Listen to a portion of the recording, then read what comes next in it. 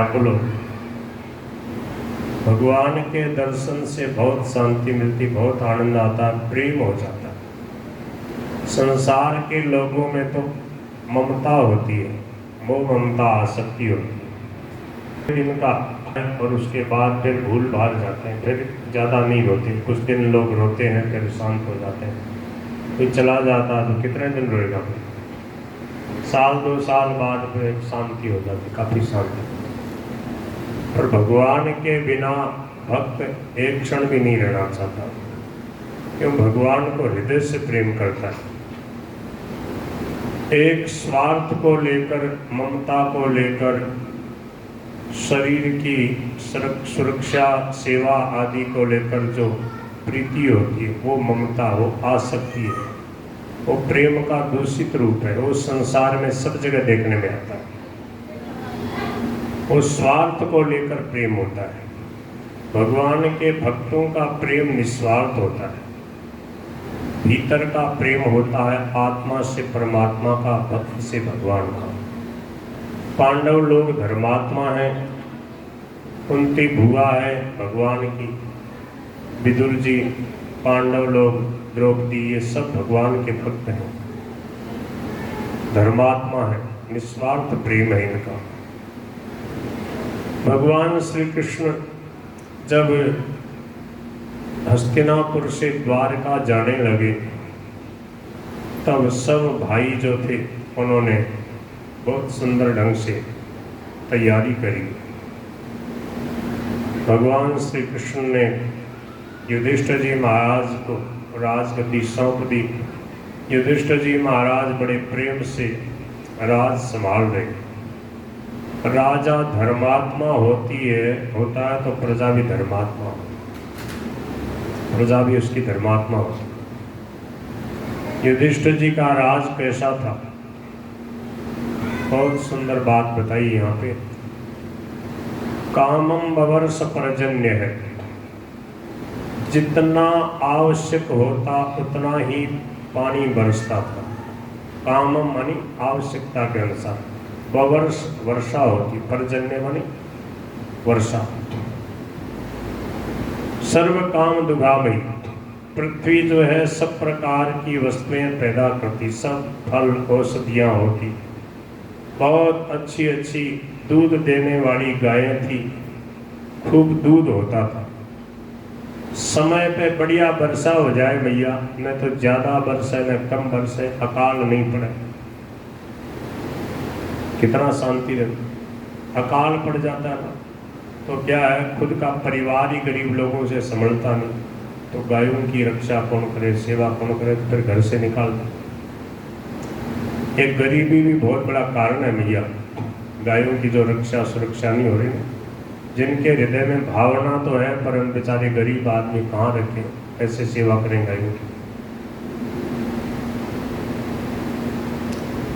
नाधयो व्याधय क्लेशा, ये विशेष बात है। आदि व्याधि किसी के नहीं थी, किसी के शरीर में कोई रोग नहीं था युधिष्ठिर जी के राज में। आदि मानी मानसिक रोग, व्याधि मानी शारीरिक रोग। शरीर में कोई पीड़ा नहीं, किसी का माथा नहीं दर्द करता, किसी का पेट नहीं दुखता, किसी के टीबी, कैंसर, ये बड़े बड़े अस्पताल नहीं थे उसमें। वैद्य तो होते ही थे, वैद्य तो थे, परंतु बहुत ऐसे कोई थोड़ा बहुत खांसी जुकाम तो सर्दी में हो जाए थोड़ा, ऐसा तो वो बीमारी नहीं। और बड़ी बड़ी बीमारियां हो गई, अस्पताल में पड़े हैं लोग, दुखी है, परेशान, कड़वी कड़वी दवाई खा रहे हैं, दुखी हो रहे, ऐसा नहीं था।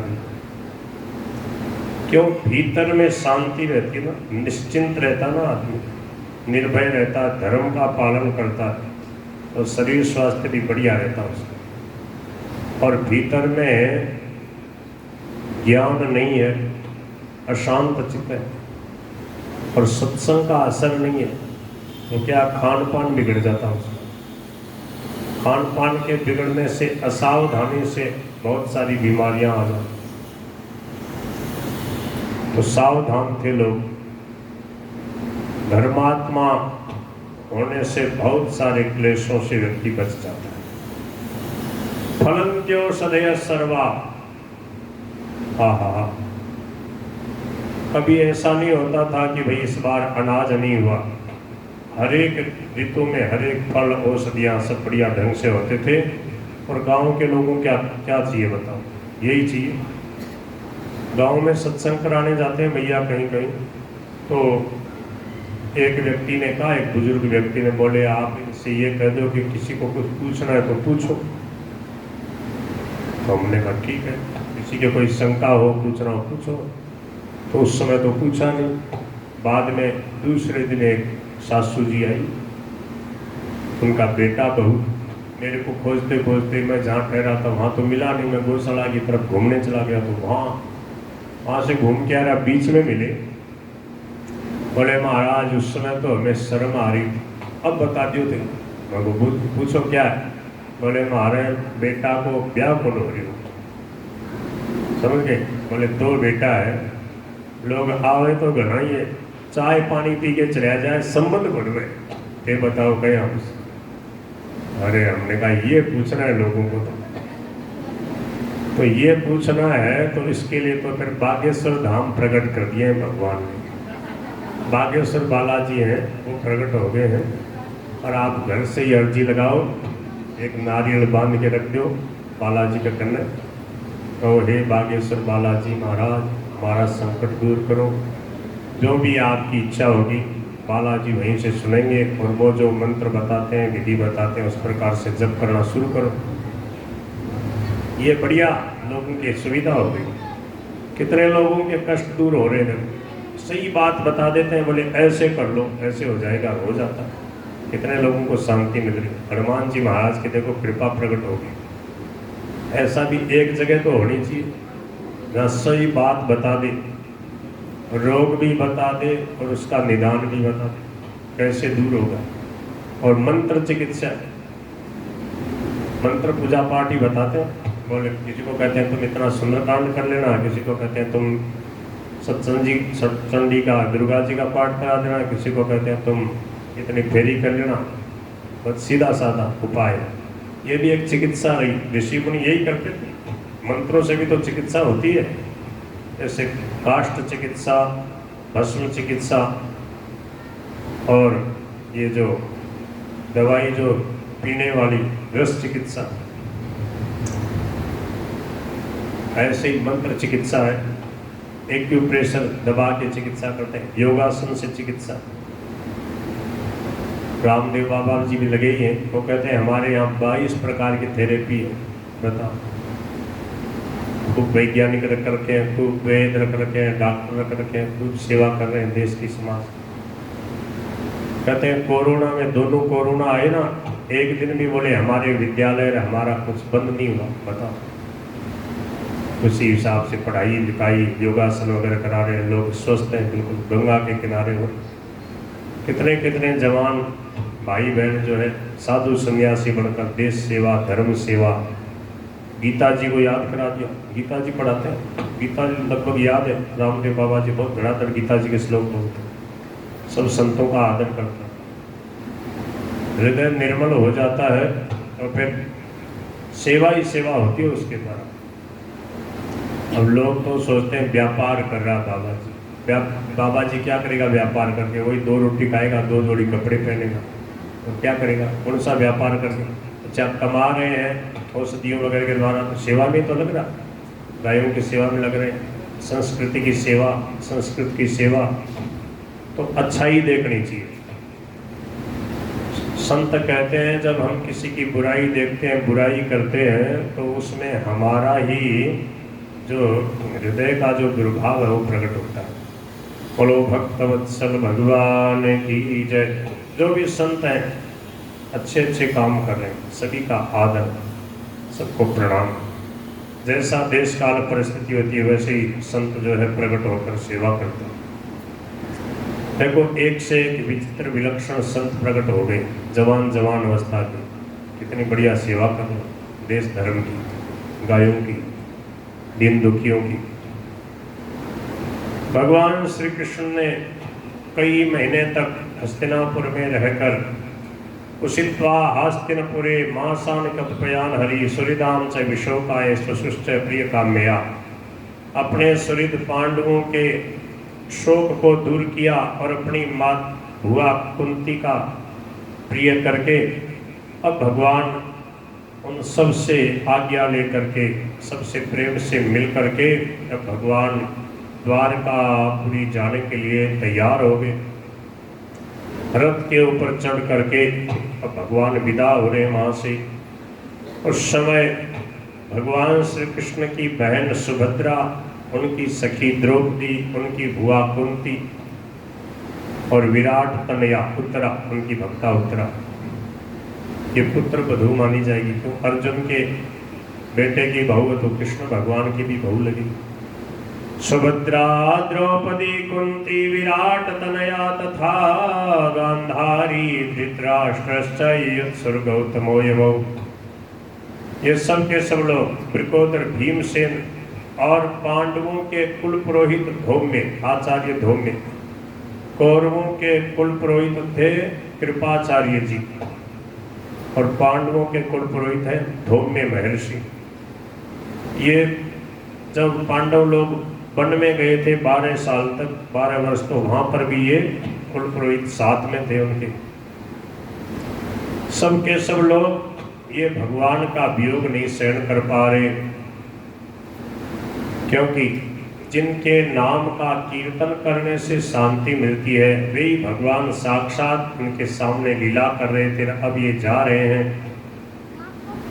तस्मिन्यस्तधिये पार्था सहेरन विरहं कथम, जिनके दर्शन, जिनका स्पर्श, जिनके साथ भोजन शयन वार्तालाप करते थे वे भगवान श्री कृष्ण अब पांडवों से कुछ दिन के लिए विदा लेकर के जब द्वारका के लिए प्रस्थान किया तो सर्वे ते अनिमिषयी अक्षयी निर्निमेष नेत्रों से भगवान के दर्शन कर रहे, भगवान की तरफ देख रहे कि थोड़ा सा इनको और देख लें, थोड़ा सा और देख लें, अब ये चले जाएंगे, ठहर जाओ, थोड़ा तुमको और देख लें, फिर कब मिलेंगे, इस भाव से थोड़ा सा और देख रहे। दीक्षंत स्नेह संबद्धा विचेलस्तत्र तत्र ही, सब लोग ठाकुर जी की प्रस्थान की तैयारी में लगे हुए थे, इधर से उधर दौड़ रहे थे। उनके आंखों में आंसू तो आ रहे थे परंतु वो उनको रोके हुए थे। उनके जो हस्तिनापुर की जो माताएं बहनें, उनका भी हृदय भर आया, फिर भी कहीं अपशकुन न हो जाए इसलिए वो नेत्रों से आंसू बहा नहीं रही थी। भगवान जब हस्तिनापुर से द्वारका के लिए प्रस्थान किया उसमें मृदंग, शंख, भेरी, वीणा, ढोल, नरसिंगे, नगाड़े, घंटे, दुंदबियां आदि बाजे बजने लगे और भाई लोग जो थे वो तो पास में आकर के साथ साथ में चल रहे हैं, दर्शन कर रहे हैं। माताएं बहनें जो थी ना वो बड़ी और मर्यादा में रहती थी। तो प्रासाद शिखरारूढ़ा, प्रासाद माने महल के शिखर की छत जो होती है, छत मंडेरी वगैरह, वहां पे चढ़ गई, कोई खिड़कियों से देख रही है और फूलों की वर्षा कर रही है भगवान श्री कृष्ण के ऊपर। जिधर से फूल आते हैं उधर से भगवान प्रेम से, प्रेम वीणा स्मिते क्षणा, बड़े प्रेम से भगवान को वो देख रही है। भगवान उनको देखते हुए सबको आनंदित करते हुए भगवान आगे बढ़ रहे थे। अब क्या हुआ कि कोई कोई जो लोग थे, कोई कोई माताएं बहनें फूल बरसा रही, कोई कोई मोटी मोटी माला दे रखी और वो इस प्रकार से फेंके कि भगवान के गले में जाके माला पड़ जाए, भगवान पहन ले, ऐसे करके फेंके। और कभी कभी तो ठीक गले में आ जाए, कभी कभी ऐसे लगे आगे, कभी आँख के ऊपर लगे, समझ गए। तो अर्जुन को बड़ी दया आई, बोले ये तो सेवा नहीं हुई है भगवान के, तो कभी माथे पे लगे, कभी आँख पे आके माला लगे, कभी कान के ऊपर लगे, माला की माला फेंके ऐसे। तो अर्जुन ने एक उपाय किया, देखो भगवान तो भक्तों की रक्षा करते हैं, भगवान की रक्षा भक्त करेंगे। तो भगवान की रक्षा के लिए क्या किया, अर्जुन ने बड़ा सारा छत्र तान लिया, समझ गए।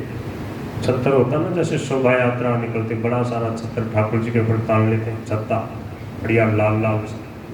तो सितात पत्रम जग्रा है, मुक्तादाम विभूषितम, मोतियों की झालर उसमें लटक रही थी। ऐसा सुंदर डंडा जिसका रत्नों से जड़ा हुआ, ऐसा बढ़िया छत्र हाथ में ले लिया। किस लिए? बोले रत्न दंडम गुडाकेश प्रिय प्रियतमस्य है, अपने प्यारे श्याम सुंदर की रक्षा के लिए। भगवान चले जा रहे, चारों तरफ बहुत भीड़ थी, बड़े बड़े महल थे, कई कई मंजिल के, और चारों तरफ भीड़ होती तो थोड़ी हवा तो आवे कम से, तो क्या करे। और उद्धव और सात्विकी जो थे, अर्जुन ने तो छत्र ले लिया, फिर भी लोग जो है नीचे भी तो लोग खड़े थे, तो वो भी तो फूल फेंक रहे, वो भी माला फेंक रहे। तो फिर क्या किया, उद्धव ने एक पंखा ले लिया, सात्विकी ने एक चंवर ले लिया, बोले आने दो। अब इधर से माला वो डांट रहे हैं, वो डांट रहे हैं, ऊपर वाली अर्जुन डांट रहे हैं, भगवान की रक्षा हो रही है। और छोटे मोटे जो भंवरे मक्खी मच्छर वगैरह बढ़िया सुगंधित चीज होती तो ये पीछे आ जाता। आपने देखा है राजाओं के यहाँ, बड़े लोगों के यहाँ छत्तर तो होता, चंवर डुलाए जाते। छत्तर क्यों होता था पता? छत्तर से कई बात निकलती है। एक तो क्या, जैसे वर्षा होगी तो भीगेगा नहीं आप, और क्या हुआ ऊपर से कुछ गिर जाए, कुछ आ जाए, शुद्धि रहेगी। और क्या, एक शोभा भी है राजाओं की, छत्र चंवर से चलते हैं। चंवर क्यों डुलाए जाते हैं, पंखा क्यों चला जाता? पंखा की तो सीधी बात समझ में आती है कि भाई हवा लगती है, पहले ऐसे पंखे तो थे नहीं, हाथ से ही करते। और दूसरी बात है चंवर की, चंवर क्यों डुलाए जाते हैं? शोभा है। और दूसरी बात ये सुनी हमने वृंदावन के संतों से, बोले कि जो छोटे छोटे मक्खी मच्छर वगैरह होते हैं ना, वो दूर होते रहे, उनको परेशान न करें। बोलो गिरधर गोपाल की जय। भगवान श्री कृष्ण जब चल रहे थे तो माताएं बहनें भगवान की बातें कर रही, कहीं कुछ भी यात्रा हो, कोई कार्यक्रम हो और माताएं बहनें वहां पर होंगी, या तो भजन गा रही है तब तो ठीक है, कीर्तन करें, नहीं तो फिर बातें शुरू कर दी। तो बात करने लगी वो आपस में, भगवान को दिखा दिखा के कहने लगी, एक दूसरे से कहने लगी, बोले सखी, बोले हाँ तेरे को पता है ये कौन है?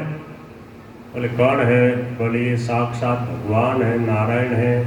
सवई किलायम पुरुष पुरातनो, ये पुराण पुरुष है, पुरातन पुरुष है।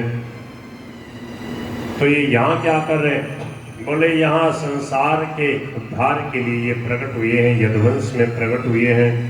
अब ये द्वारका में जा रहे हैं, इनके बहुत सारे विवाह हो गए हैं।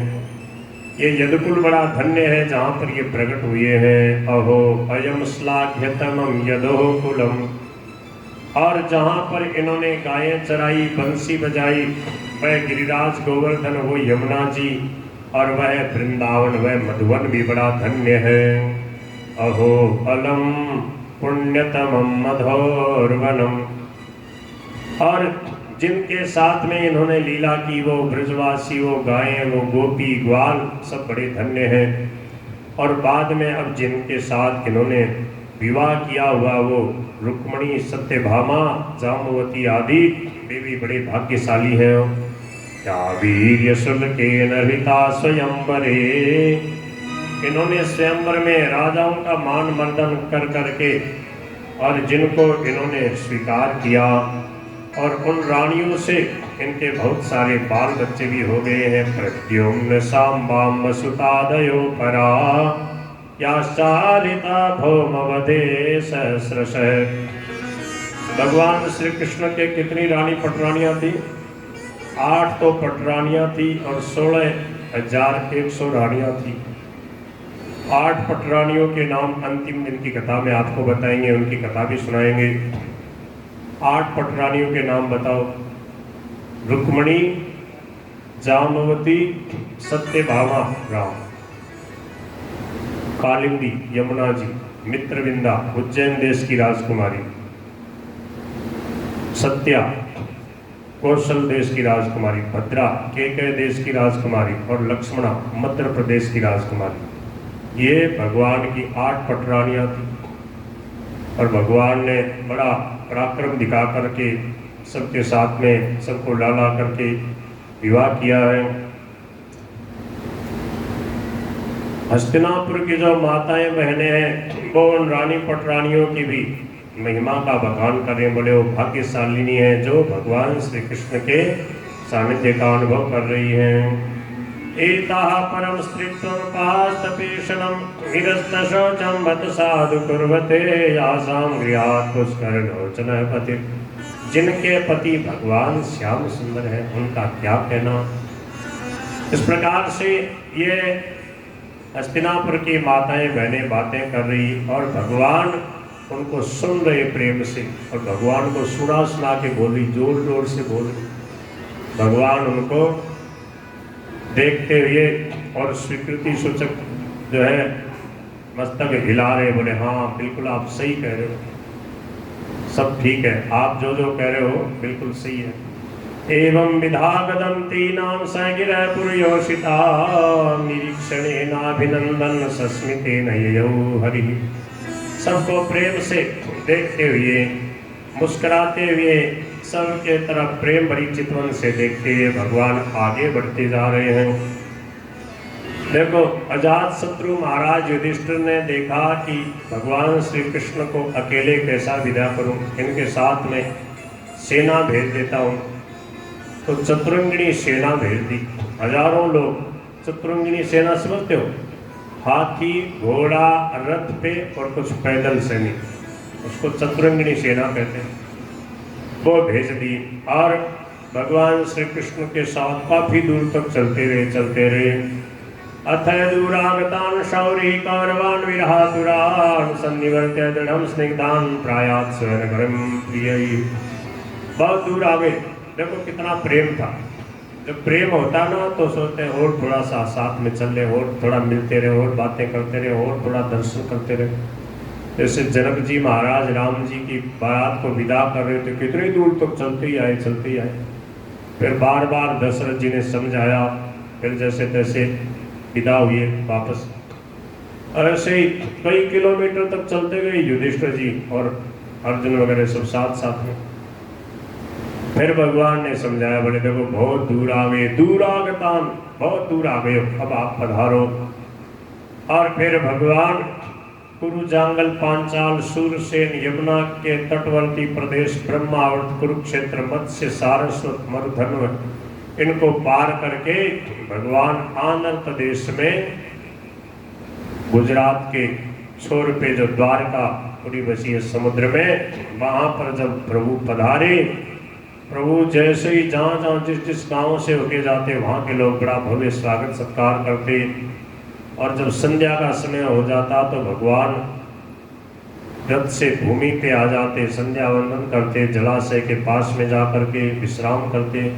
तत्र तत्रत्यैर्हरि प्रत्युद्यतार्हणः सायं भेजे ऋषं पश्चात् गविष्ठो गां गतस्तदा। एक बात हमने सुनी है प्रेमी संतों से, जो पतमेड़ा की गौशाला है उसके पास में नंद गांव है, जो अर्बुदारण्य, जो आबू के जो पहाड़ है उन्हीं से सटे हुए आगे तक गए हो आबू की पर्वत श्रृंखला। तो नंद गांव में भी पहाड़ है और वहाँ बहुत बड़ी गौशाला है पतमेड़ा वाली। पतमेड़ा एक है, पतमेड़ा से 70 किलोमीटर दूर है नंदगांव, उधर ही है जालोर जिले में। तो वहाँ पर बहुत सुंदर है, हरियाली, बहुत सुंदर पेड़ पौधे, वहाँ खूब फल फूल होते हैं, फलों के भी खूब पेड़ लगा रखे हैं, सहजन वृक्षों के भी, और बहुत बढ़िया वहाँ की भूमि है।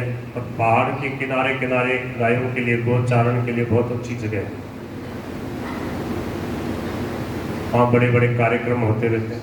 तो क्या है कि भगवान श्री कृष्ण जब द्वारका से आते थे इधर मथुरा की तरफ, दिल्ली की तरफ, और दिल्ली से जब जाते थे तो वहाँ बीच में पड़ाव डालते थे।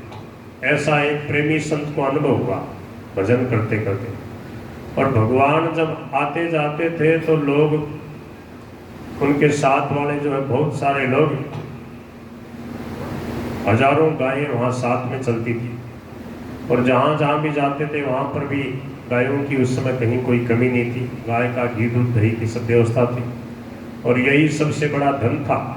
लोगों के पास, जिसके पास जितनी ज़्यादा गायें होती थी, क्योंकि ये मशीनें तो थी नहीं, कल कारखाने कुछ थे नहीं, जितनी जिसके पास गायें वो उतना ही बड़ा धनी माना जाता था।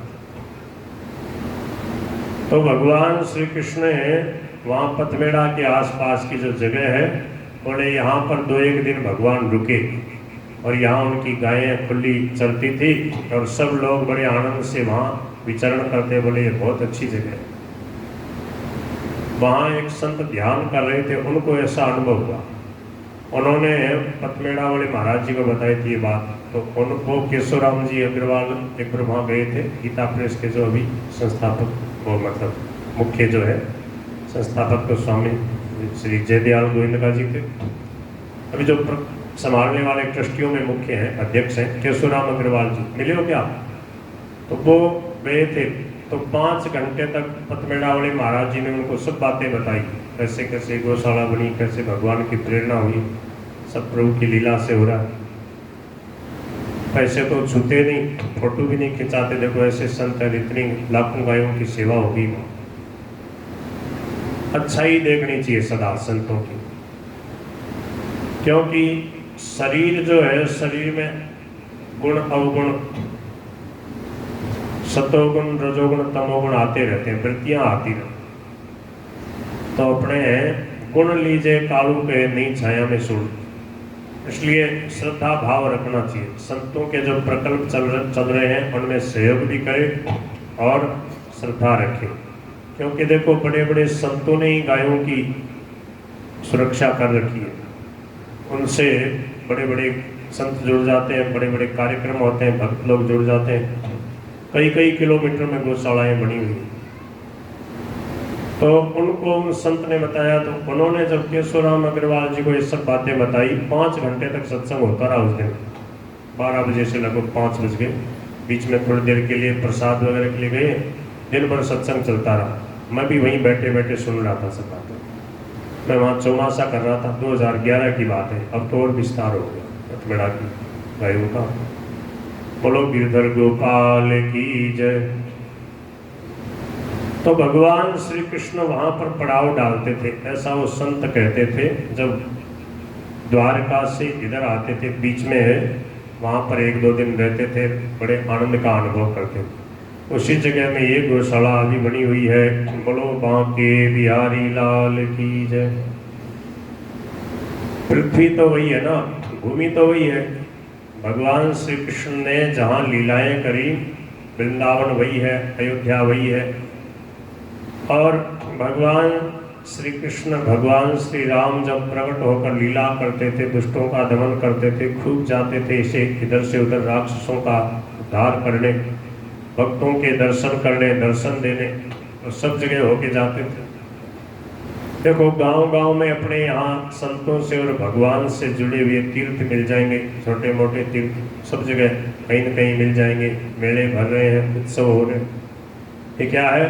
भगवान की और संतों की जो लीला स्थली होती है, वो पवित्र तीर्थ बन जाते हैं, पवित्र धाम हो जाते हैं। बोलो बांके बिहारी लाल की जय। भगवान श्री कृष्ण ने अपने द्वारका वासियों को सूचना देने के लिए अपना 5 जन्य शंख बजाया। तो यह 5 जन्य शंख भगवान के लाल लाल हस्त कमलों में और सफेद रंग का वह शंख ऐसे मालूम पड़ रहा जैसे सुंदर लाल कमल पे बैठकर कोई हंस जो है वो बहुत मधुर आवाज कर रहा हो, उच्च स्वर से निनाद कर रहा हो। स उच्च काशे धवलो दरोप्युरुक्रमस्याधर षोणिमा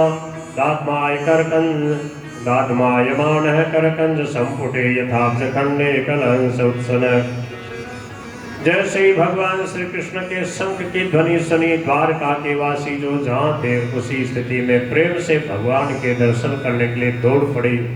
ऐसे जैसे गोपियां भगवान की मुरली को सुनते ही दौड़ पड़ी थी, ऐसे ही शंख ध्वनि सुनते ही भगवान के दर्शन की लालसा से सब लोग दौड़ पड़े। प्रत्युद्ययो प्रजा सर्वा भर्तृ दर्शन लालसा। भगवान श्री कृष्ण को देखते ही सबके नेत्र खिल उठे, सब आनंद से मगन हो गए। प्रत्युत्फुल्ल मुखा प्रोचुर हर्षगद गदया गिरा। जो बालक थे उनको पिता के दर्शन हुए, जो भाई थे उनको भाई के, जो माताएं बहनें थी उसको बेटे के रूप में प्रभु के दर्शन हो रहे। सब लोग प्रभु को अपने अपने भाव निवेदन कर रहे हैं। हे प्रभु, आप ही हमारे सदगुरु हो, आप ही हमारे माता पिता हो, आप ही सुहृद हो, आप ही पति हो, आप ही भाई बंधु हो, आप ही हमारे पिता हो। हम आपको कभी भूले नहीं, आप ऐसे ही हमें दर्शन देते रहो, आपसे ही हम सनात हैं। अहो सनाथा भवता स्मयद्वयं त्रैविष्टपानामपि दूरदर्शनम्।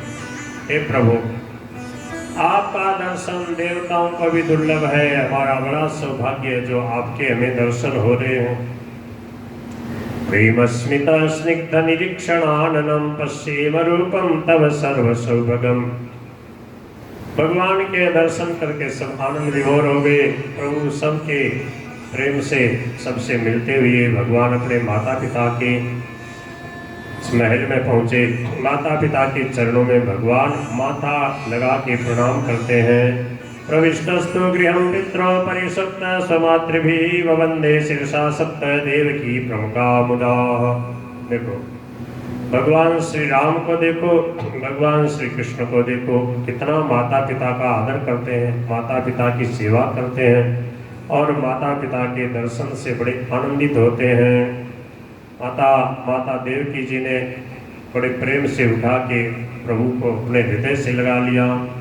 ता पुत्रमंकमारोप्य स्नेह स्नुत पयोधरा हर्ष विवलितात्मान शिशुचुर नेत्र जयी जलई। बड़े प्रेम से भगवान सबसे मिले, सबसे यथा योग्य मिल करके भगवान द्वारिका में रहने लगे। श्री सूत जी महाराज ने कहा कि परीक्षित जी का फिर क्या हुआ? परीक्षित जी की कथा सुना रहे थे। बोले हाँ, समय आने पर परीक्षित जी का जन्म हुआ और श्री युधिष्ठिर जी महाराज ने अच्छे अच्छे ब्राह्मणों को बुलाया, उनके जात कर्म संस्कार कराए और कहा कि ये बालक कैसा होगा। ब्राह्मणों ने कहा कि ये तो बड़ा ब्राह्मण भक्त होगा, ये सत्यवादी होगा, प्रजा की रक्षा करने के लिए, ब्राह्मणों की रक्षा करने के लिए भगवान श्री राम के समान इसमें सत्यता होगी, ये बड़ा ही उदार होगा। उसी नल देश के राजा शिवी के समान ये शरणागत वत्सल होगा। और बोले कि ब्रह्मा के समान इनमें समता रहेगी, शंकर भगवान के समान ये दयालु होंगे, दया करने में, कृपा करने में, सबको आश्रय देने में भगवान विष्णु के समान होंगे। ब्रह्मा विष्णु महेश की उपमा दे दी। और उदारता में रंतिदेव राजा हो गए, उनके जैसे उदार होंगे। और धैर्य में राजा बलि के समान, भगवान की भक्ति में प्रहलाद के समान होंगे। कहते ही जा रहे थे, अपने यश से आपके कुल को बहुत ही ये गौरवान्वित करेंगे। यशो जनयिता, और ये कलयुग का दमन करेंगे। और एक इनके जीवन में ऐसी बात है, पर आप चिंता मत करो, एक बार इनसे कुछ भूल हो जाएगी, एक ब्राह्मण का एक ऋषि का अपमान करने से उस ऋषि के बालक के द्वारा तक्षक नाग से अपनी मृत्यु का समाचार सुन करके सब कुछ छोड़ करके गंगा के किनारे बैठ जाएंगे। और भगवान के लाडले प्रेमी भक्त श्री सुखदेव जी महाराज के मुख से भागवत जी का श्रवण करके मुक्त संगय पदम हरे, भगवान के परम पद को प्राप्त कर लेंगे। ऐसी इनकी जन्म कुंडली है। युधिष्ठिर जी महाराज ने ये सुन करके हमारा बालक बड़ा भगवान का भक्त होगा, बड़े प्रसन्न हुए और उन्होंने ब्राह्मणों को यथा योग्य खूब दान दक्षिणा देकर उनको संतुष्ट किया। सराज पुत्रो वृद्धे आशु शुक्ल इवोडुप है, जैसे शुक्ल पक्ष में उडुप है चंद्रमा बढ़ता, ऐसे ही वो बढ़ने लगे। आपूर्यमान है पितृभी। और इनके जो पितामह युधिष्ठिर आदि बड़े प्रेम से इसकी सब प्रकार से सार संभाल कर रहे हैं। और ये बिल्कुल अब युवा हो गए, राजकाज संभालने योग्य हो गए। जो विदुर जी महाराज जो थे वो वापस लौट के आए और उनका युधिष्ठिर जी ने, सब भाइयों ने, कुंती, द्रौपदी आदि सब ने बहुत प्रेम से स्वागत सत्कार किया। विदुर जी महाराज पांडवों से बड़ा प्रेम करते थे। इन्हीं की कृपा से, इनके रक्षा कवच में भगवान की कृपा से पांडव लोग आज तक जीवित थे। बहुत षड्यंत्र रचे गए उनको मारने के लिए, परंतु भगवान और भक्तों की कृपा से वो जीवित रहे। अब वो धर्मपूर्वक प्रजा का पालन कर रहे थे। जैसे ही विदुर जी महाराज के दर्शन हुए, बड़े प्रेम से उनको भोजन कराया। जब वो थकावट मिट गई, विश्राम कर चुके, तब सब लोग आके उनके पास बैठ गए और अब बातें होने लगी। श्री युधिष्ठिर जी महाराज कहते हैं, हे चाचा जी, आप कितने दिन कहाँ थे? किस वृत्ति से आप जीवन निर्वाह कर रहे थे? विदुर जी महाराज बोले, मैं तीर्थों में विचरण कर रहा था। बोले, ओहो, तीर्थों में गया? बोले, हाँ। आप जैसे संतों को तीर्थों में जाके पवित्र होने की जरूरत नहीं। आपके हृदय में भगवान की भक्ति का और प्रभाव है। आपके हृदय में भगवान की भक्ति है, इसलिए आपके हृदय में भगवान है। आप जैसे संत जिस तीर्थ में जाते हो, तीर्थ पवित्र हो जाता है। तीर्थी कुर्वन्ति तीर्थानि स्वान्तस्तेन गदावृत। जहाँ भगवान के प्रेमी भक्त संत महापुरुष आते हैं, वह गाँव, वह घर पवित्र हो जाता है। तीर्थ यात्रा तो आप लोगों का बहाना है। इस प्रकार युधिष्ठिर जी महाराज ने बड़ी महिमा गाई। स्वामी जी महाराज देखो, जहाँ जाते थे, चौमासा करते, सत्संग करते, तो वहाँ कैसा दिव्य वातावरण हो जाता। वहाँ के लोगों को कितना आनंद मिलता। लोग बधाई गाते कि हमारे गांव में संत आए, हम निहाल हो गए। बोल बांके बिहारी लाल की। हो दिन भाग्य हमारा हरि जीरा, प्यारा आया पावना। दिन भाग्य हमारा हरि जीरा, प्यारा आया पावना। ओ धन्य भाग हमारा हरि जीरा आया प्यारा पावना। 150 नंबर पृष्ठ, चेतावनी संग्रह 150। वो दिन भाग्य हमारा, थोड़ा दूर रखो, थोड़ा दूर रखो। वो दिन भाग्य हमारा हरि जीरा, प्यारा आया गाँव में। दिन भाग्य हमारा हरि जीरा प्यारा आया पावना।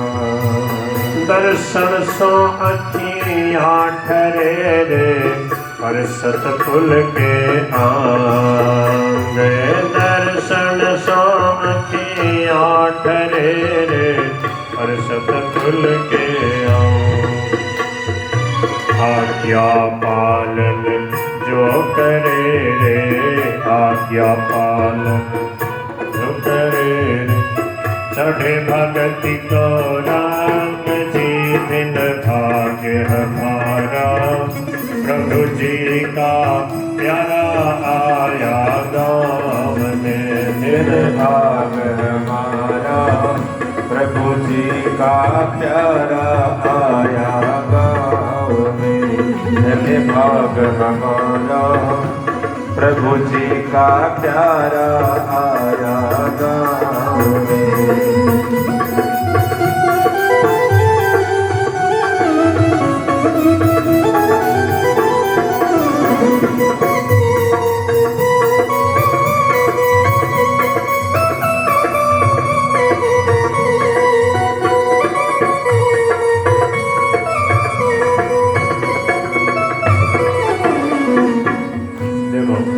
जैसे गंगा के किनारे रहने वाले को अपने आप ही शीतलता मिलती है, शांति मिलती है, पवित्रता आती है, उसी प्रकार संतों की कृपा से जीवन में जो अशांति वो दूर हो जाती है।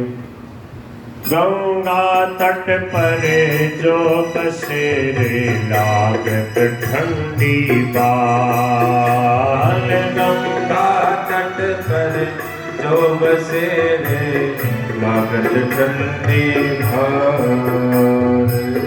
जो संतारे संग सोरे जो संतारे संग सोरे हो तपत बुझे तत्काल जी दिन भाग्य हमारा प्रभु जी राम प्यारा आया पावना दिन भाग हमारा प्रभु जी प्यारा आया गाँव में दिन भाग्य हमारा हरि जी का प्यारा आया आंगने दिन भाग हमारा हरि जी प्यारा आया आंगने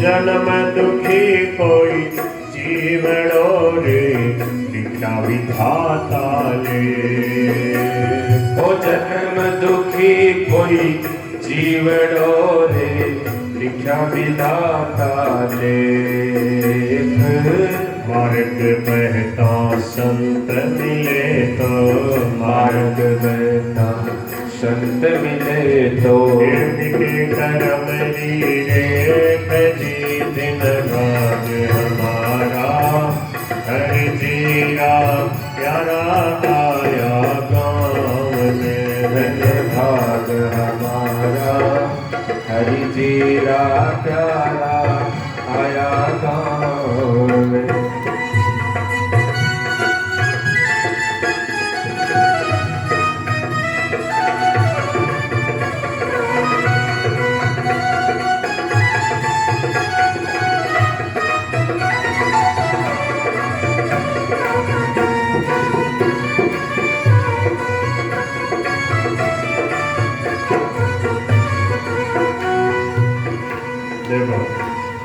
गंगा जमुना सरस्वती रे तीर्थ चारों धाम ओ गंगा जमुना सरस्वती रे तीर्थ चारों धाम अन मिले सब साथ मेरे आन मिले सब साथ मेरे संत बसे जी गाँव जी दिन भाग्य हमारा प्रभु जी राम प्यारा आया गाँव में धन भाग हमारा प्रभु जी प्यारा आया गाँव में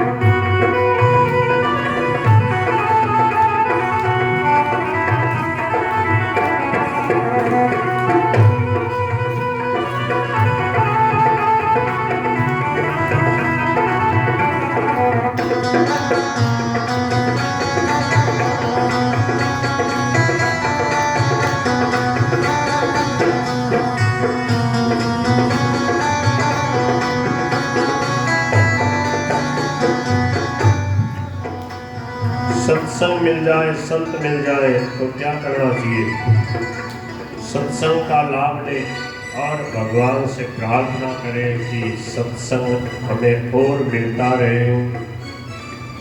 रीचो चाहे खींचो प्रभु जी दीजो मति दिशा रीचो चाहे खींचो प्रभु जी दीजो मति विशाल संतासो बिछुड़न मत कीजो संतासो बिछुड़न मत कीजो हर पल पल अर्ज हमार जी दिन भाग्य हमारा प्रभु जी राम प्यारा आया गाँव में धन भाग हमारा प्रभु जी प्यारा आया गाँव में ओ दिन भाग्य हमारा हरि जी का प्यारा आया धन्य भाग हमारा हरि जीरा प्यारा आया गाँव में।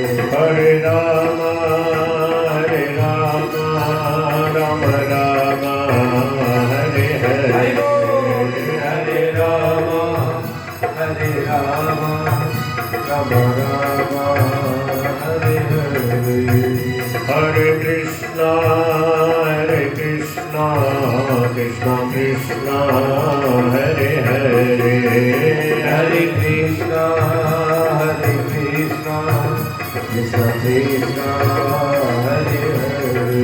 हरे राम राम राम हरे हरे। हरे राम राम राम हरे हरे। हरे कृष्ण कृष्ण कृष्ण हरे हरे। हरे कृष्णा कृष्ण कृष्ण हरे हरे। हरे राम राम राम हरे हरे। हरे राम राम राम हरे हरे। हरे कृष्ण कृष्ण कृष्ण हरे हरे। हरे कृष्ण कृष्ण कृष्ण हरे हरे हरे। बोल। हरे राम राम राम हरे हरे। हरे राम राम हरे हरे। हरे कृष्ण कृष्ण कृष्ण हरे हरे। हरे कृष्ण कृष्ण कृष्ण हरे हरे। हरे राम राम राम हरे हरे। हरे राम राम हरे हरे। हरे कृष्ण कृष्ण कृष्ण हरे हरे। हरे कृष्ण कृष्ण कृष्ण हरे हरे। हरे राम राम राम हरे हरे। बोलिए सब। हरे राम राम राम हरे हरे। हरे कृष्ण कृष्ण कृष्ण हरे हरे। हरे कृष्ण कृष्ण कृष्ण हरे हरे हरे। बोल। हरे राम राम राम हरे हरे। हरे राम हरे हरे।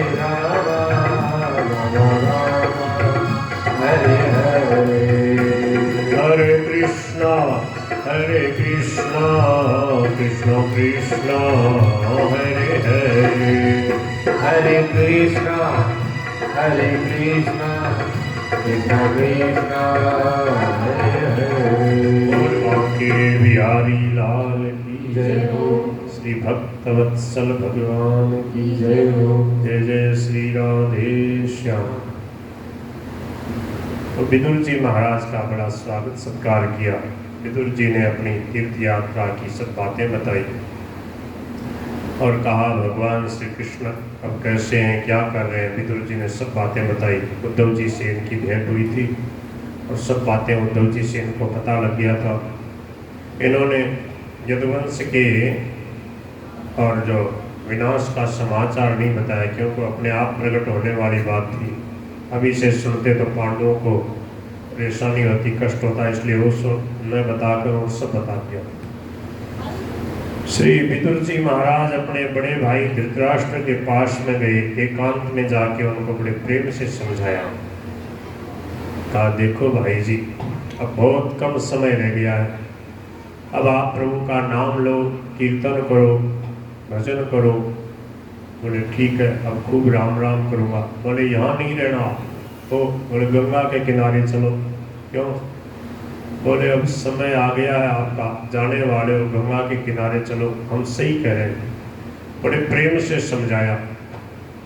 पहले तो थोड़ी आनाकानी करी उन्होंने, बोले भाई मैं बूढ़ो आदमी अंधो आदमी कटे जासू धृतराष्ट्र जी। उनका कोई लगन नहीं थी भजन की कीर्तन की, सत्संग की कोई लगन थी नहीं, क्यों काम वैसे ही किए थे। विदुर जी ने बड़े प्रेम से समझाया, बोले देखो मैं तारे सागे चालसो ते गंगा के किनारे संता के कन चालो, अब अपना कल्याण कर लो। बोले अब मैं के कल्याण कर ले सु बूढ़ो आदमी आंधो मने दिखे को नहीं सूझे को आटे राम राम कर लो। बोले ते थोड़ो सो भी समय है ना तो भी अपनो काम हो सके, कल्याण हो सके, चिंता मत करो, कल्याण हो जाएगा। बहुत कम समय रहा, 5-10 दिन के ही हो आप, पाँच ही दिन बाकी रहे थे उनके आयु के लगभग। तो उनको पता लग गया विदुर जी को, बोले बहुत कम समय है, जाओ गंगा जी के किनारे चलो भजन कर लो। बोले अब के भजन होशी मेरे से। बोले थे सत्संग में रहशो तो कीर्तन काना में पढ़तो रहसी, नाम कीर्तन भजन सत्संग संतों के पास चलोगे तो अपने आप भजन होगा। स्वामी जी कहते थे, बोले जैसे कुसंग में बिना कुछ किए पतन होता, ऐसे ही सत्संग में बिना कुछ किए उन्नति होती है। भगवान का भजन होता है, कीर्तन होता है, सत्संग होता है। आप यहाँ आकर के बैठ जाओ, आपको भले भजन गाने नहीं आते हो, कीर्तन करना भी नहीं आता, सुन तो रहा है ना, भजन कीर्तन सत्संग सुन रहा है, सुनने से कल्याण हो जाता है। इतने भक्तों के दर्शन हो रहे हैं, बताओ है? हाँ हाँ हाँ, कितनी बढ़िया बात बताई मातृ साहब। सत्संग सब साधना की माँ, से साधन सत्संग से है, सब भक्ति भी सत्संग से होती। नवदा भक्ति में सबसे पहले क्या बताया, प्रथम भक्ति संतन कर संगा, और उससे सब भक्ति आ जाए, भगवान की पूजा भी करने लग जाए आदमी, सत्संग में जाए, कीर्तन भी करने लग जाए, सेवा भी करे, कथा कीर्तन सुने, और भगवान ने अपना स्वामी मान ले, सेवक बन जाए, अथवा सखा मान ले, अथवा आत्मनिवेदन पूर्ण समर्पण कर दे, मीराबाई की तरह। हाँ हाँ हाँ, स्वरूप का बोध हो जाता है, वासुदेव सर्वम का अनुभव हो जाता है। और सत्संग नहीं किया तो क्या होगा, वो दुर्दशा होगी। वो बात भी बताइए संतों ने, सत्संग नहीं की नो गफलत में उम्र सारी खो दी, सत्संग नहीं की नो बाता में उम्र सारी खो दी। बताओ, वो भजन में सुनाऊं, कोई बुरो मान जाए, जरा कौन सुनो, उसमें थोड़ी कड़वी बातें हैं, उसमें ऐसी ऐसी बात लिखी है, मैं क्या बताऊं। बोल गिरधर गोपाल की। तो क्या है कि उसमें ये लिखा, जो सत्संग नहीं करती बा कुतिया बन से। अब लोग कहे मानव कुतिया बना से, अरे मैं थोड़ी बनाऊं, सत्संग नहीं करोगा, भजन कीर्तन नहीं करोगा, राम राम नहीं करोगे, क्यों बनोगा, सही के बनो प्रसिद्ध। बोल गिरधर गोपाल की। हाँ, देखो मेरा सहयोग करने वाले इस बार बहुत जोड़ के मिल गए, मेरे को आनंद आ रहा है इनके साथ। आराम से बैठ के बता दे बोली, हट बैठ जाओ आराम, ये गद्दी तारी है। हाँ, गाते हैं। रामचरितमानस और श्रीमद्भगवद गीता दो एक अलौकिक ग्रंथ। तुलसीदास जी महाराज ने रामचरितमानस लिखा है, उसमें बहुत काम की बातें हैं। अभी सत्संग की बात चली है तो सत्संगति मुद मंगल मूला। हाँ, बहुत बढ़िया। सत्संगति सब मुद मंगल मूला, सोई सिद्धि, सिद्धि भी वही है, सोई सिद्धि सब साधन फूला। सब साधन तो फूल है और सत्संगति फल है, सिद्धि है। सब साधन क्या है, फूल है, और सिद्धि क्या है, सत्संगति। ये है, मूल भी है और फल भी है। सत्संगति मुद मंगल मूला, ये मूल भी है और सब साधन, और ये सिद्धि है, ये फल भी है। तो सत्संग मूल और फल के बीच में सारा वृक्ष, उससे अलग थोड़ी है। सत्संगति के बिना कुछ नहीं। सत्संग मिलती कब है, जब भगवान कृपा करते,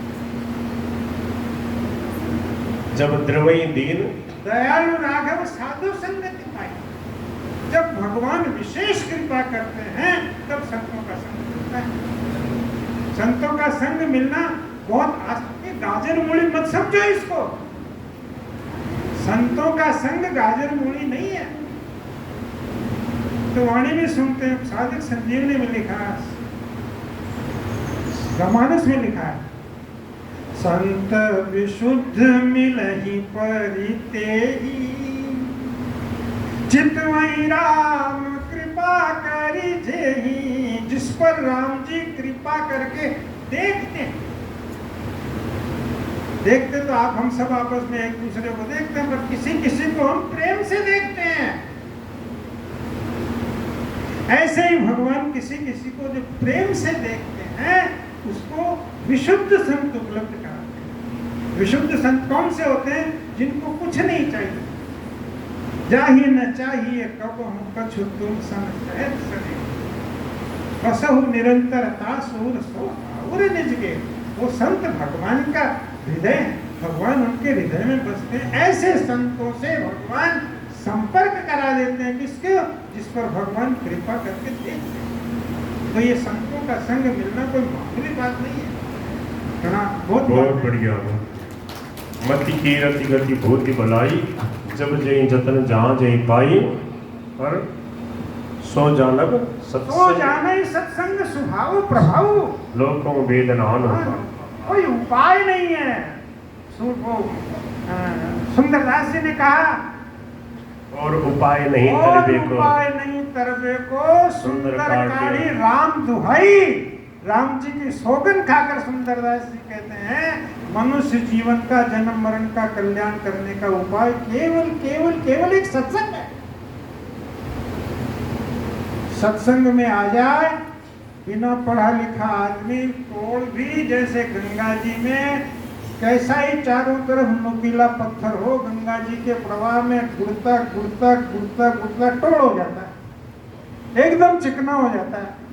कैसे हो जाता है? वो गंगा जी में पड़ा रहता है, गंगा के शरण हो गया वो, इसलिए उसके सारे नुकीले दोष मिट गए और चिकना गोल हो गया।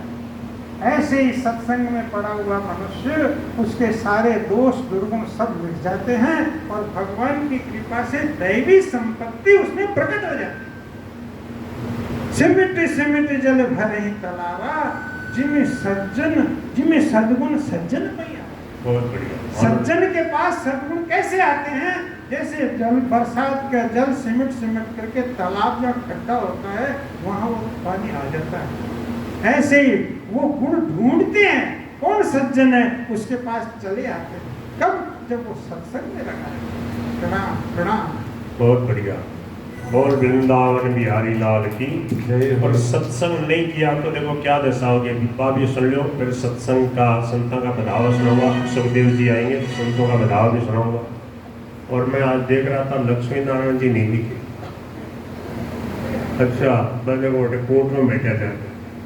कोई बात नहीं, क्योंकि ये उत्साही आदमी है। आज मैं याद कर रहा था, दोपहर में आधी छुट्टी इधर हो गई। लक्ष्मी नारायण जी घटिया टक्का सिक्कर में कथा हो रही है। बताओ, तीन घंटे से दिखे ही। चलो आ जाओ, आगे आ जाओ। और एक पृष्ठ संख्या निकालो, 57 चेतावनी पर संग्रह। चलो लगे हाथों आपको सुनाता हूँ ये भजन, इससे आपको कई बातें समझ में आ जाएंगी। सत्संग नहीं की नो गफलत में उम्र सारी खो दी। बताओ, एक जगह झालावाड़ में कथा हुई। 60 वर्ष के हो गए थे पति पत्नी। बोले महाराज मैं 60 साल का होगा, कदे कथा सुनी को नहीं, या सुनता तो आप भागवत होती है, पर इतना आनंद आता है, इतना भजन कीर्तन, इतनी भगवान की बातें समझ में आई। बोले भागवत में क्या रस भरा हुआ है। अब पता लगा, बोले महाराज तो 60 साल है यही बीत का। बताओ, और लोगों का 60, 70, 80 साल ऐसे ही बीत जाते हैं, सत्संग में नहीं आते, ताश खेलते रहेंगे, बीड़ी पीते रहेंगे, बैठे रहेंगे, हथाई करते रहेंगे, एक दूसरे की तेरी मेरी करते रहेंगे। क्यों? सत्संग में गए बिना पता नहीं लगता, कीर्तन भजन सत्संग किए बिना नहीं पता लगता। इसलिए महाराज जी कहते आओ, लगो, बैठो, फिर देखो क्या आनंद है।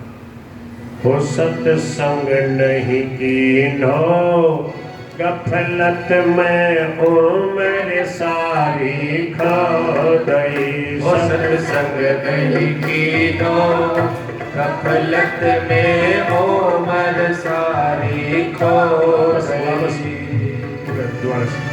हो हरि भजन कीनो, बाता में उम्र सारी खो गई। हरि भजन कीनो, बाता में उम्र सारी खो गई। बिन बिन सत्संग जगत में प्राणी पशुओं से भी खोटा। बिनु सत्संग जगत में प्राणी पशुओं से भी खोटा। और भार रूप धरणी पर रहवे, भार रूप धरणी पर रहवे। और पाप करे वो मोटा जी सत्संग नहीं कीनो। गफलत में उम्र सारी खो गई। सत्संग नहीं कीनो, गफलत में उम्र सारी खो गई। हरि भजन कीनो, बाता में उम्र सारी खो गई। हरि भजन कीनो, बाता में उम्र सारी खो गई। अरे दियो न कुछ भी दान हाथ से, लियो न हरि को नाम। दियो न कुछ भी दान हाथ से, लियो न हरि को नाम। मर करके वो घोड़ा बनता, मर करके वो घोड़ा बनता। हर मुख में पड़े लगाम भी हरि भजन कीनो। बाता में उम्र सारी खो गई। सत्संग नहीं कीनो, गफलत में उम्र सारी खो गई।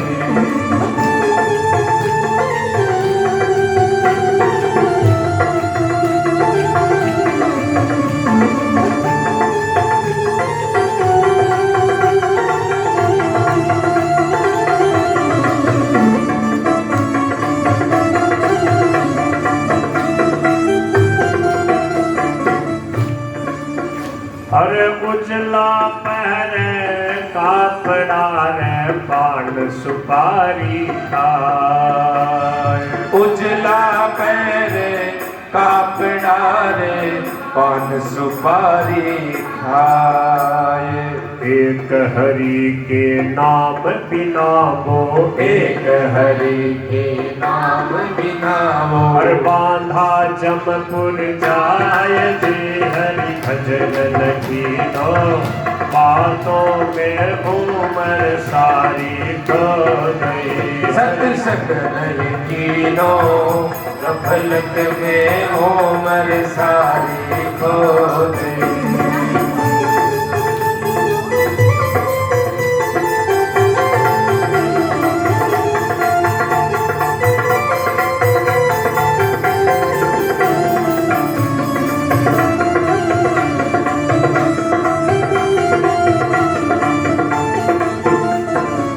बड़ा घड़ा की लाडली रे बा सत्संग में नहीं जावे। बड़ा घड़ा की लाडली रेवा सत्संग में नहीं जावे। मर करके बाकुतिया बरसी, मर करके बाकुतिया बरसी। घर घर डंडा खावे जी सत्संग नहीं कीनो। बातों में उम्र सारी खो गई। हरि भजन न कीनो, बातों में उम्र सारी खो गई। झूठ कपट कर माया जोड़े, न खर्चे न खा। अरे झूठ कपट कर माया जोड़े, ना खर्चे ना खा। मर करके वो अजगर बनसी, मर करके वो अजगर बड़सी। अरे पड़ो पड़ो दुख पाए जी सत्संग नहीं कीनो। गफलत में उम्र सारी खो गई। हरि भजन न कीनो, बातों में उम्र सारी खो गई।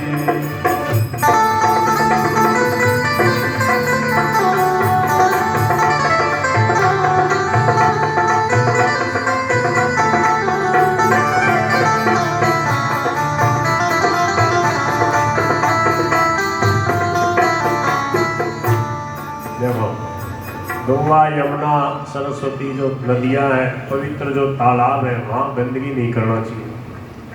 और वहाँ मंजन वगैरह साबुन वगैरह से नहाना, कपड़े धोना बिल्कुल नहीं। वहाँ जो ये काम करेगा तो फिर उसको मेंढक बनना पड़ेगा, गंदगी खानी पड़ेगी, जीव जंतु बनना पड़ेगा वहीं का।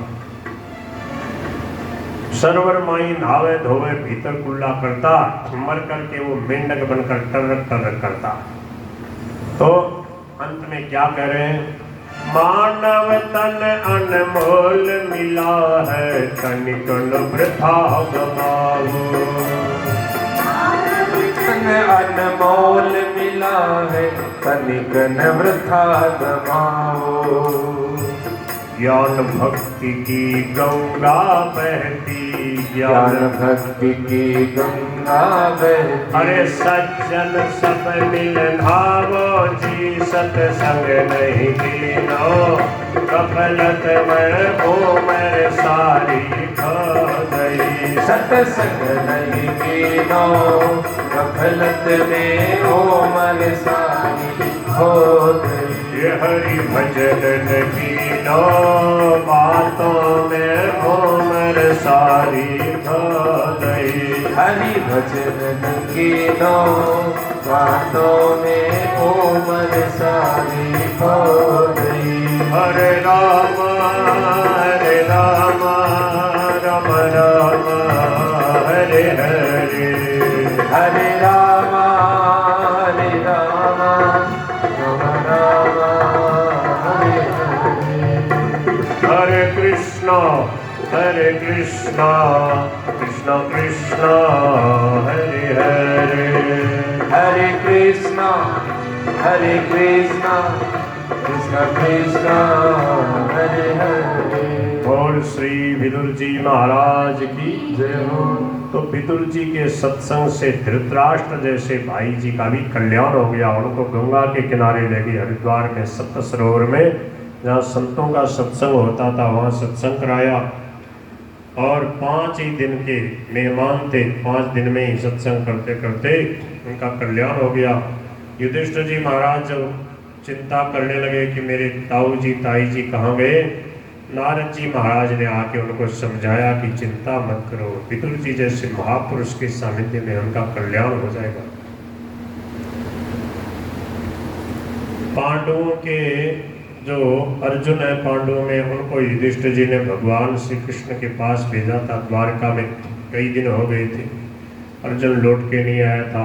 युधिष्ठिर जी बड़ी चिंता कर रहे थे, बहुत सारे अपशकुन हो रहे थे। ऐसे लगने लगा कि लगता परम धाम चले गए प्रभु लीला करके। और अर्जुन जब आए तो बड़ी उनकी जो है चेहरे की कांति बड़ी म्लान मुख दिखाई दे रहे थे। क्या हुआ? बहुत सारी बातें पूछी, फिर बोले कि प्रभु तो नहीं पधार गए। बोले हाँ भैया यही बात है, जिनकी कृपा से हमें सब कुछ मिला वे प्रभु में अनाथ करके चले गए हैं। बहुत सुंदर यहाँ पर अर्जुन ने कथा सुनाई है। कथा वक्ता हो तो अर्जुन जैसा। बोले जिनकी कृपा से मैंने वहाँ पर द्रुपद राजा के यहाँ स्वयंवर में द्रौपदी को जीता। हम तो कुंवारे फिर रहे थे, उनकी कृपा से આપણું ब्याह हुयो, समझे। उन्होंने विवाह कराया और सब साज उन्होंने सज दिया। उनकी कृपा से मैंने खांडव वन को जलाया। अपने तो बेघर घूम रहे थे, फिर इंद्रप्रस्थ जैसा राज मिला। और उन्हीं की कृपा से जो आपकी धर्मपत्नी ये जो द्रौपदी है, इनके साथ में आप राजसूय के यज्ञ में आपका अभिषेक किया गया। और बड़े बड़े राजाओं ने आपके चरणों में मस्तक झुकाया। जब हम वन में गए थे, कैसे कैसी भीषण विपत्तियां आई। और एक दिन तो दुर्वासा जी आ गए। उस समय भगवान ने किस प्रकार से हमारी रक्षा करी। उन्हीं प्रभु की कृपा से मैंने युद्ध में भगवान शंकर को भी आनंदित कर दिया था। तेज साथ भगवान युधिशूल पाणिर्विस्मापित सगिरजोस्त्र निजम्बे। उन्होंने प्रसन्न होकर मुझे अपना पाशुपतास्त्र दे दिया था। और उनकी कृपा से इतना बड़ा जो महाभारत का युद्ध है, जिसमें यो भीष्म कर्ण गुरु शल्य चमुष्वदभ्र, इतने बड़े बड़े महारथी अतिरथी वीर थे, उनकी कृपा से हम लोगों ने महाभारत का युद्ध जीता।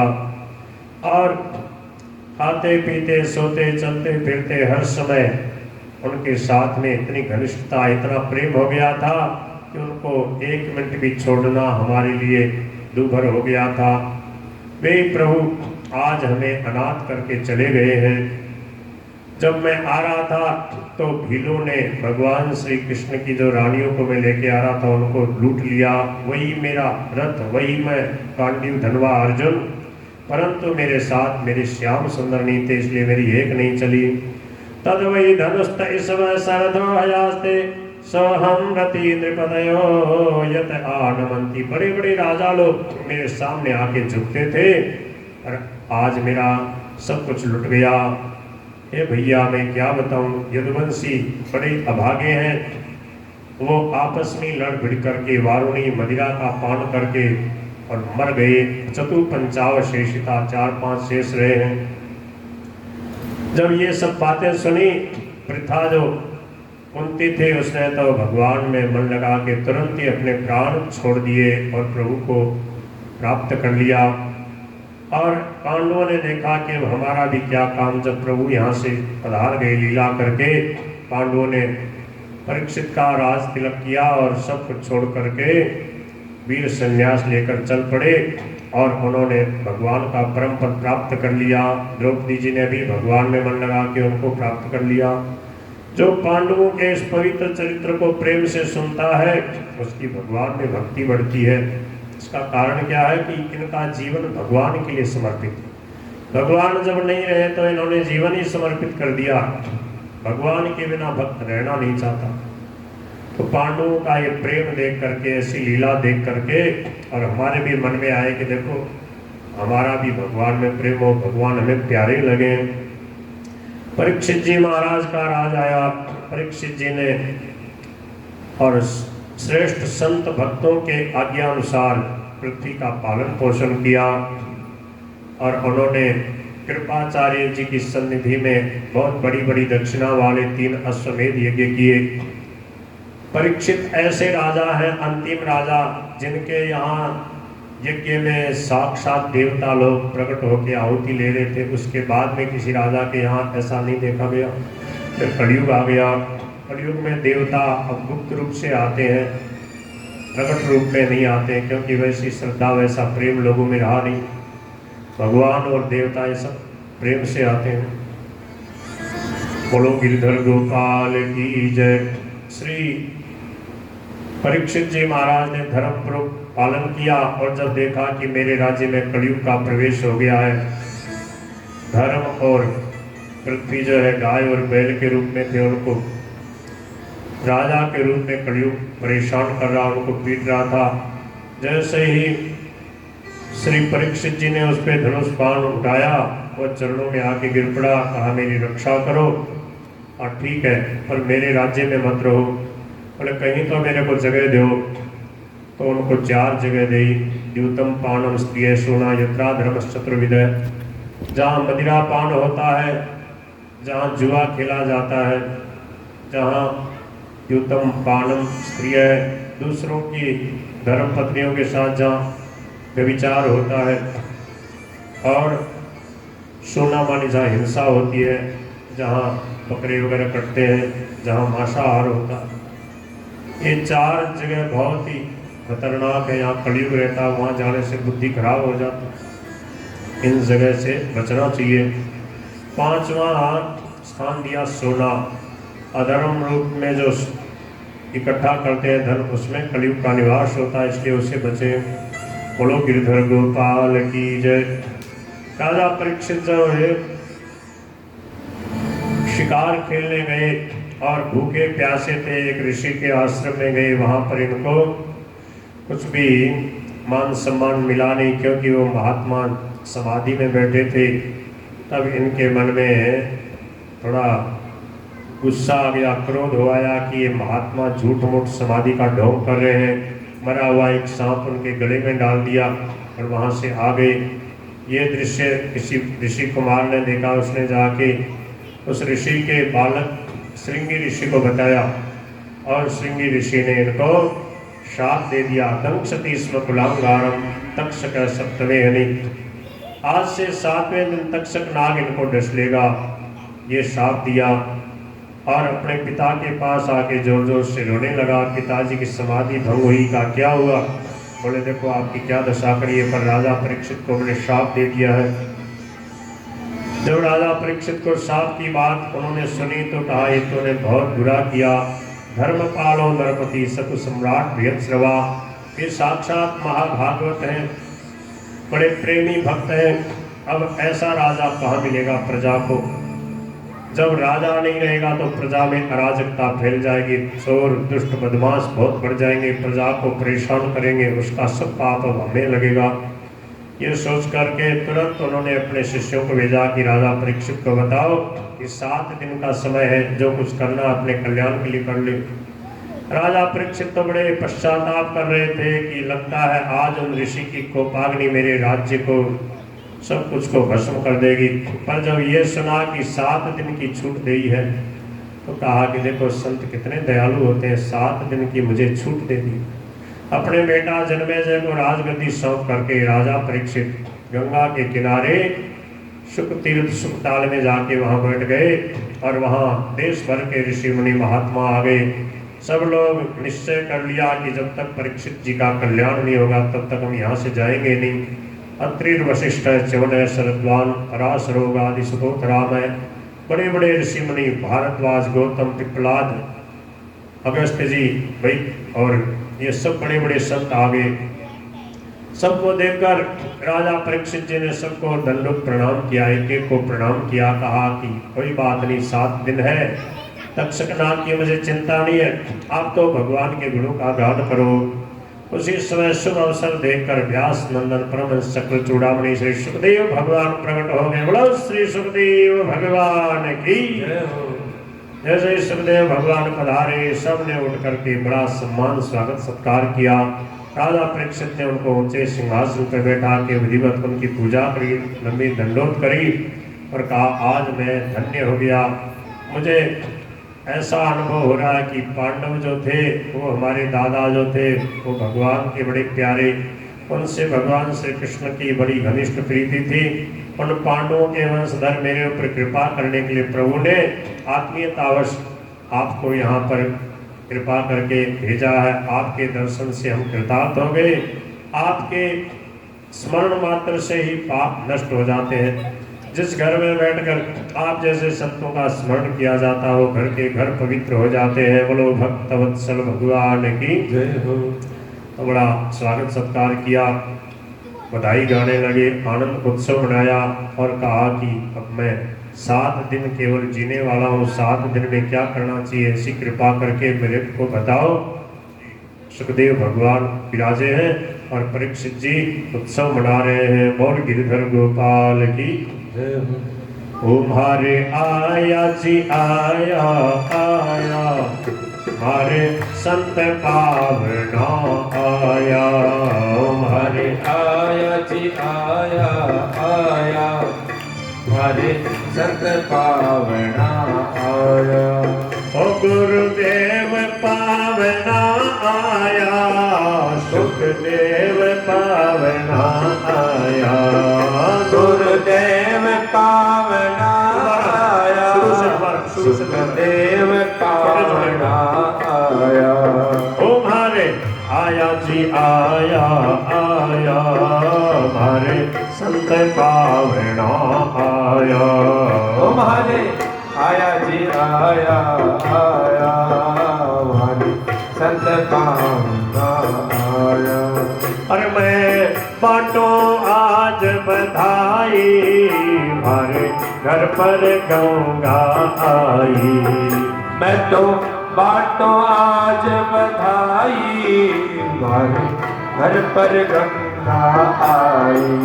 ए भारी बढ़ गई बेल सवाई, भारी हो गई सुफल कमाई, भारी बढ़ गई बेल सवाई, भारी हो गई सुफल कमाई।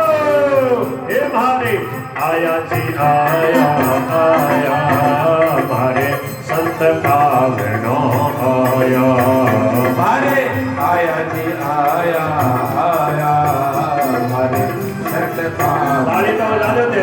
नालो हाँ हाँ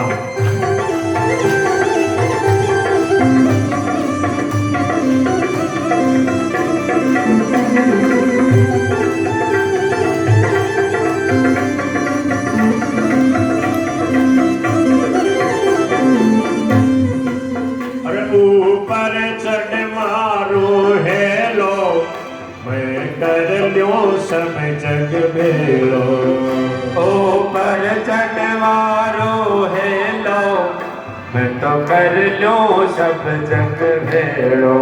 अरे कोई आओ रे भाई आओ जे तो जीवन सफल बनाओ कोई आओ रे भाई आओ कि तो जीवन सफल बना। अरे रे रे रे रे हरे आया आया आया हरे संत पावना आया तुम्हारे आया आया आया हमारे संत पावना आया।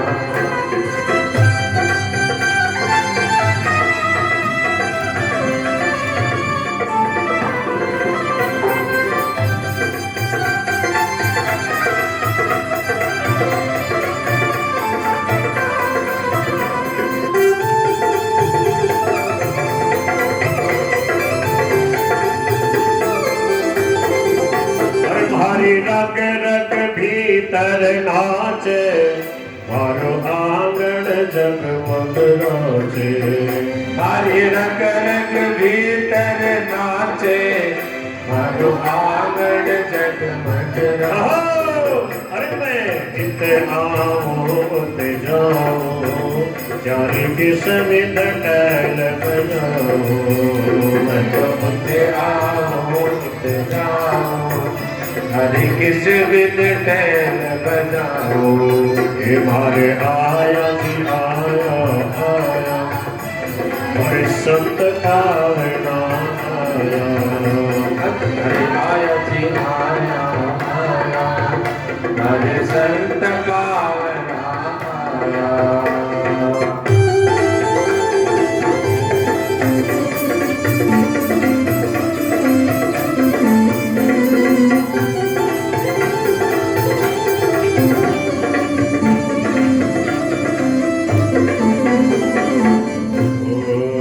अरे तो रस बरसावन आया संग हरि भक्ता लाया तो रस बरसावन आया सब हरि भक्ता ने जाया।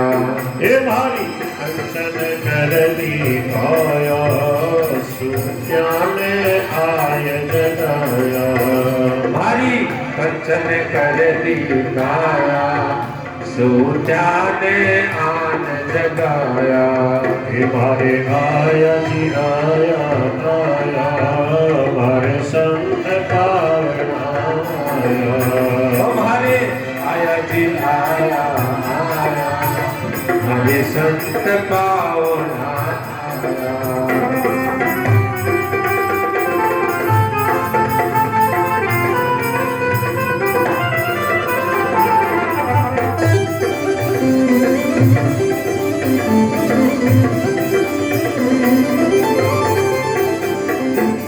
और संत समाज की जय हो। श्री सुखदेव भगवान की जय। तो सुखदेव भगवान पधार गए और अब जो बात सत्संग की सुनाएंगे कल आपको लगभग 12 बजे के बाद सुनाएंगे हम। आज का समय पूरा हुआ। ठाकुर साहब कुछ निवेदन कर रहे हैं। नारायण नारायण राम राम राम। माइक दे दो माइक दो ठाकुर साहब लो लो ये लो राम राम राम। और जब तक बात बताऊं तब तक ये पुस्तकें बढ़ जाए बैठे बैठे शांति से। देखो